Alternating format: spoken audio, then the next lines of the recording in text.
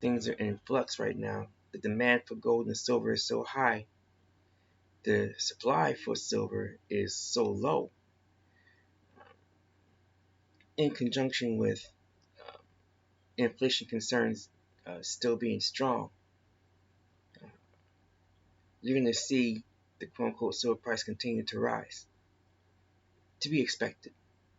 And when Mamlaka al-Saud decided that they're going to cut their oil production by 1 million barrels of oil per day, that did cause there to be a significant spike in the quote-unquote oil price. It's been that way for a few Earth days now. It's likely to uh, go a little higher, but not much more. I know in Mamlaka al-Saud, they really wanted to see the oil price go to quote-unquote 100 and worthless paper per barrel. It may get there, maybe in another month or so, give or take. Don't know if it will stay. The demand, although high, it's not what it was. Uh,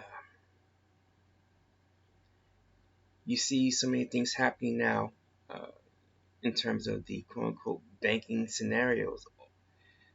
And when you got uh, Kushite mountain range east teetering on collapse in the economic sense. Same thing happening with Cuba and what some misnomer as so-called quote-unquote Argentina and other places that's teetering on potential economic collapse. Um, all these issues, they cause there to be a lack of confidence in the non-substance-based economies. And then that lack of confidence in those non-substance-based economies, there are consequences. Parties are in recession or approaching recession. Layoffs are coming. Bankruptcies are way up right now. There's panic. Every other day there's another quote-unquote bank run. Again, if you lay down with the non-substance-based economy dogs, you're going to wake up with their fleas. You will get up with their fleas every single time. And parties, they're not prepared because what's coming won't be a local scenario.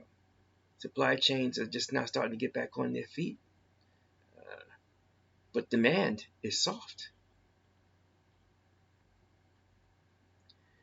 So when you live in the environment, as they say, where folks are gambling that their whimsical items are going to do well in the marketplace, as I always say, folks can do well.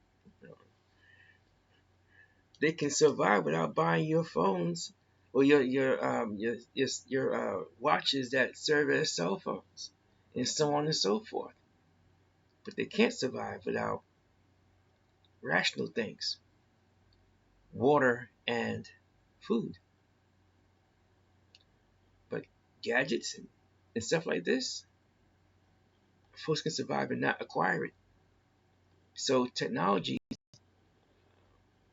they're fascinating, but folks can't eat technology.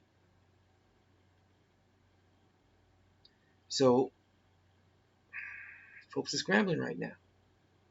They don't know what to do because they play a short-term game. Keep telling everyone.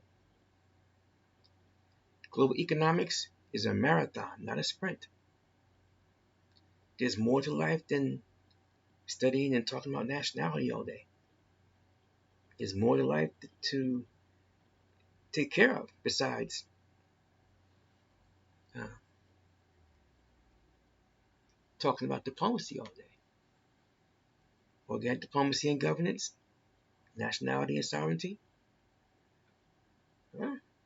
You must deal with them, but you also have to deal with things to maintain your overall sovereignty and sanctity.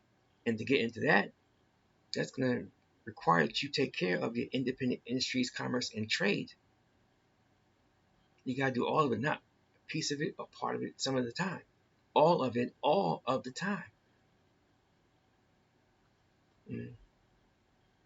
Most of our folks, they do things at the surface level. That's about as far as they go. No knock. It's what the evidence bears out. There are consequences to that, though. So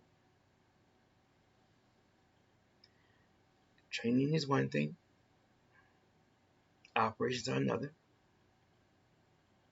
Oversight also has to be done.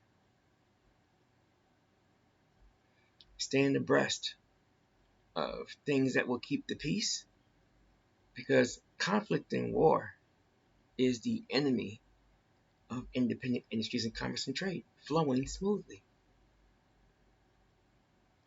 Don't want trouble. It's bad for business.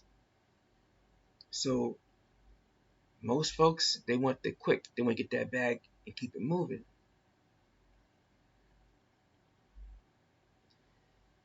You want to do the thing where you are strategically getting the bag. Tactically, getting the bag will last you, but for so long. You got a plan, and backup plan, and backup plan, and backup plan, and backup plan. Because no plan survives the first instance where it engages reality. You have to be able to plan, that's true, but the X factor is always there. Most of our kids and kindred, they don't think beyond 20 minutes, and it shows.